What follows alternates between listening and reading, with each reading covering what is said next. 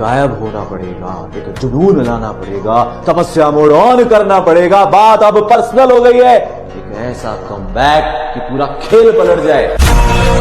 इतने लोग हैं ना आज जो छोड़कर जा रहे हैं, जो टॉन्ट मार रहे हैं, जिन्होंने तुम पर गिव अप कर दिया है, वही तुमसे रिश्ता जोड़ने आएंगे। अरे मेरा दोस्त है वो, उसने इतना बड़ा कमबैक किया है। तुम लंबी रेस के घोड़े हो, बड़ा सोचना है, बड़ा अचीव करना है, ठीक है? आखिरी का 1 महीना रगड़ना शुरू कर दो। जितना भी खराब हुआ कोई बात नहीं, पूरा साल खराब हुआ, तुम 9वीं में हो, 10वीं में हो, 11वीं में हो, 12वीं में, कोई भी क्लास में हो, जितना भी साल बर्बाद हुआ उसको भूल जाओ। भूल जाओ क्या हुआ था आज से पहले। आज के बाद ना तुम्हें अपना सबसे बड़ा एकेडमिक कमबैक लेके आना है। आज से लग जाते हैं, पागल हो जाते हैं, गायब हो जाओ आप भाई। हार मान लोगे तो कुछ भी नहीं है, और अगर रार ठान लोगे ना कि बहुत हो गया भाई, अब दिखाना है कमबैक बोलते हैं किसको है, तो दुनिया तुम्हारे को सलाम ठोकने के लिए खड़ी हुई है बेटा। इसलिए इन लोगों से मत डरो कि ये जो तुम्हारे आसपास वाले लोग हैं जिनको बहुत कुछ आता है वो तुमसे आगे निकल जाएंगे। तुम्हें मेहनत करनी सीखनी है मेरी जान। बस जब ये करना सीख गए ना तो तुम इन लोगों को बीट कर दोगे। आपका ना माइंड सेट क्लियर होना चाहिए, आपके अंदर जो विजन है कि मेरे को ये चीज उखाड़नी है तो उखाड़नी है। हम हारे हुए खेल में वापस से कदम रखेंगे लाला, क्योंकि टूटा हुआ कांच सिर्फ धारदार ही नहीं जानलेवा भी होता है। औकात से बाहर जाना बहुत जरूरी होता है। कोई भी तुमसे आकर बोले ना ये मत कर, वो मत कर, ये तो हो ही नहीं सकता, उस टाइम हाँ भर दो और करो वही। एक दिन तुम्हारी औकात अपने आप सबको पता चल जाएगी। और सब्र करो लाला, बहुत दर्द लिए बैठे हैं, बिना तबाह किए मानेंगे नहीं। उड़ान तो भरनी ही है, उड़ान तो भरनी ही है, चाहे कितनी बार गिरना पड़े। उड़ान तो भरनी ही है, चाहे कितनी बार गिरना पड़े। सपने तो पूरे करने ही हैं, चाहे रातों की नींद कम करनी पड़े। हम खुद पे विश्वास नहीं करते हैं कि हम लेके आ पाएंगे। जिस दिन तुम खुद पे विश्वास करोगे, और जिस पिछले 5 साल से हर साल सीबीएसई के टॉपर देखे हैं चैनल से, हर साल, और उनसे जब बात करता हूं ना पता चलता है कि शायद वो इतने अच्छे नहीं थे, शायद वो इतनी मेहनत नहीं करते थे, पर आखिरी में जाके उन्होंने जिस लेवल के पागलपन दिखाया ना, कोड़ के आए हैं वो। अपनी मेहनत पे इतना तो भरोसा है लाडले कि छलांग देर से ही सही, पर जब भी होगी सबसे लंबी छलांग मेरी ही होगी। लोग कहते हैं किस्मत बदलती है, लेकिन मैं इस बात पर भरोसा नहीं करती। मेरा मानना है कि असली खिलाड़ी अपनी किस्मत खुद लिखता है। समय गया, कोई बुलाने आए कुछ नहीं, मतलब लोगों को ये लगना चाहिए कि यार क्या हो गया, दिन भर रूम में बैठा रहता है भाई, 16-16 घंटे रूम में चिपक के बैठा हुआ है, अंदर करता क्या है। अपना सख्त होना पड़ेगा, मना करना पड़ेगा लाइफ में चीजों को, तब जाकर सपने को हाँ कर पाएगा। जीवन में अगर खुश रहना है और आगे बढ़ना है तो बदलने का भाव रखो, बदलेगा नहीं। ध्यान से सुनना मेरी बात, किसका भाव रखो? बदलने को, स्वयं को, दूसरे को नहीं। तो बेटा कमबैक ऐसी करो ना कि जो लोग हैं ना वो डिप्रेशन में चले जाएं। अरे नहीं नहीं नहीं नहीं नहीं, और ना कमबैक तो होगा, और किसी भी कीमत पे होगा, क्योंकि अब बात दुनिया जमाने की है ही नहीं, खुद की है, पर्सनल है, खुद को दिखाना है कि मैं हूं कौन। सत्य ये है कि स्वयं कृष्ण भगवान भी आ जाए ना, वो भी तेरे को मोटिवेट नहीं कर सकते हैं, क्योंकि तू ना बिगड़ चुका है यार। मैं ये देख रहा हूं कि आजकल का जो यूथ है ना, आजकल के जो 8वीं 9वीं 10वीं 12वीं के बच्चे हैं, गलत डायरेक्शन में जा रहे हो यार तुम। जो एक डायरेक्शन होती है ना बर्बादी वाली, तुम बर्बाद हो रहे हो यार।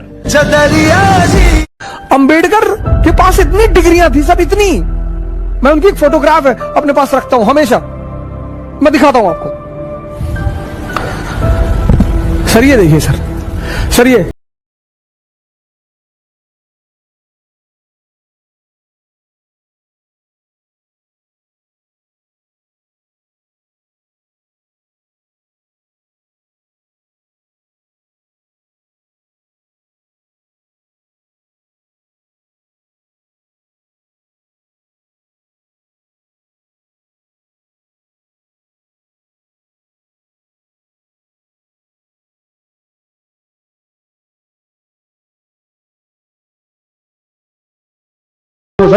एक ऐसा व्यक्ति जिससे कभी स्कूलों में घुसने नहीं दिया, लेकिन आज भारत के हर स्कूल में इनकी तस्वीर मौजूद है।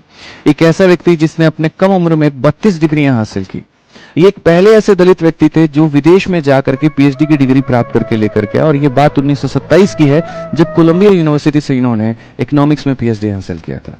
एक ऐसे व्यक्ति जिन्होंने भारत के संविधान को 2 साल 11 महीना 18 दिनों में बनाया, जिसके तहत आज पूरा हमारा देश चल रहा है। एक ऐसे व्यक्ति जिसने 2 अखबार की निर्माण की, एक ऐसा व्यक्ति जो भारत का कानून मंत्री बना, और एक ऐसा व्यक्ति जिसने हमेशा लोगों को कहा कि मेरे भाई शिक्षित बनो, संगठित रहो, और इसी में तुम्हारी भलाई है। मेरा सिर्फ आपसे एक सवाल है, अगर आप इनके बारे में जानते हैं तो आप मुझे कमेंट बॉक्स में बता दीजिए कि बाबा साहब ने कौन से धर्म को अपनाया था और कब अपनाया था। कभी आपको मौका लगे आप डॉक्टर अम्बेडकर की एक किताब जरूर पढ़ना, कंपलसरी पढ़ना। तो 2 किताबें तो आपको पढ़नी चाहिए। एक एपीजे कलाम की इग्नाइटेड माइंड्स पढ़नी ही चाहिए आपको। आपको पता चलेगा कि यूथ को क्या क्या कर, उसमें 13 चैप्टर हैं, और वो 13 चैप्टर नहीं है, वो 13 नियम है। जैसे पहला चैप्टर में उन्होंने ड्रीम पे चर्चा की है, सपने पे, कि हर व्यक्ति को सपना देखना चाहिए। तो अंबेडकर की एक किताब है, डॉक्टर अंबेडकर की, Buddha and his gospel, Buddha और उनके उपदेश। प्लीज आप कम से कम जीवन में ये 2 किताब जरूर पढ़ी। वो YouTube पे जो लोग ये निठल्ले बैठे हैं जो कमेंट करते हैं ना कि अंबेडकर साहब की बुराई करते हैं, कर लो यार, तुम बिस्तर पे लेट के चाय पीते हुए मोबाइल में इंटरनेट चलवा के आराम से ये कमेंट करो। तुम्हें नहीं पता है कि संघर्ष से बाबा साहब अंबेडकर ऊपर आए और उन्होंने भारत के लिए क्या किया। ये बात आपको समझने के लिए समय लगेगा, काफी समय, शिक्षा लगेगी। जिस दिन आप शिक्षित हो गए उस दिन बाबा साहब अंबेडकर की वैल्यू आप समझ जाओ। जिस इंसान ने भारत का संविधान बनाया, जिस इंसान ने लोगों को हक दिलाया, उसकी मैं बहुत इज्जत करता हूँ। अंबेडकर साहब इतने महान थे ना, आज भी लोग इनको जाति पे संदेह करते हैं, लेकिन इतना बड़ा काम करके गए ना कि कोई विरोध करने वाला होगा ना, अंबेडकर साहब का विरोध करना मतलब मुंह ऊपर करके आसमान पे थूकना, अपने पे गिरेगा। हम तो कोई धर्मगुरु नहीं है, वरना अगर हमारे पास ही रहता तो हम इन्हें अवतार घोषित कर देते।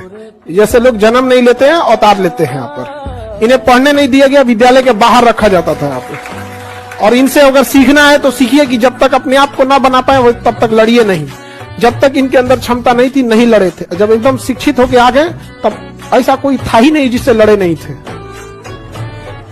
समझ आ गया कि नहीं आ गया? यहाँ पे बहुत समझदार थे, बहुत ज्यादा समझदार। इनकी अलग ही एक पृष्ठभूमि है। चुपचाप साइलेंट, अभी सिर्फ सर झुकाकर मेहनत करो, क्योंकि वक्त आने पर जवाब देंगे सबको।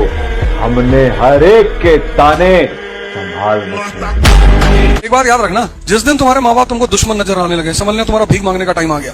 क्योंकि वही है जो तुम्हें डांट रहे हैं, बाकी कोई तुम्हें नहीं डांटता। अगर तुम गौर करो तो वो सिर्फ इसलिए डांट रहे हैं क्योंकि उनको तुम्हारी चिंता है। और जितने लोग तुम्हें नहीं डांट रहे हैं वो सब तुम्हें यूज कर रहे हैं। कोई भी हो, जो भी तुम्हें नहीं डांट रहा है, आज घर पे जाके लिस्ट बना कि कौन कौन नहीं डांट रहा है मुझको। तो अपने पापा के सामने सिगरेट पी सकते हो? नहीं पी सकते। उसको आदमी को दुख होगा कि भैया लंग्स कैंसर हो जाएगा यार, सिगरेट पीने से प्रोटीन बढ़ रहा हो तो पियो, हम ही खरीद देते हैं। और जितने लोग तुम सिगरेट लगाते हो और वो माचिस जलाते हैं, उनसे बड़ा दुश्मन इस ब्रह्मांड में तुम्हें कोई नहीं मिलेगा। लेकिन ये बात समझने में एक उम्र लग जाती है।